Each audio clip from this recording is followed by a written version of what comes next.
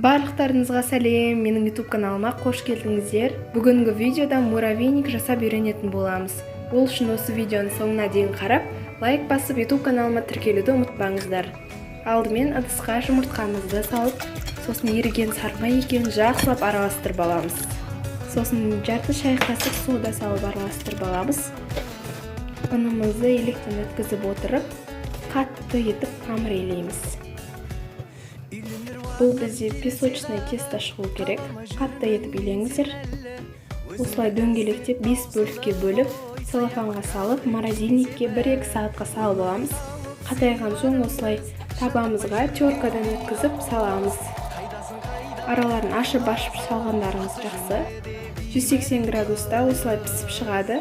Бір ыдысқа салып, арасындағы ірілерін майдалап, сгущенкамызды құйып, жақсылап араластырып аламыз. Сгущенка толықтай араласу керек. Сосын кішкентай осындай стаканды сулап алып, жаңағы сгущенкамен араластырған массамызды салып, осылай формасын келтіріп, стаканның көмегімен жасайсыздар. Міндетті түрде дайындап қойыңыздар, өте дәмді болып шығады. Сіздермен болған мен Ақнұр.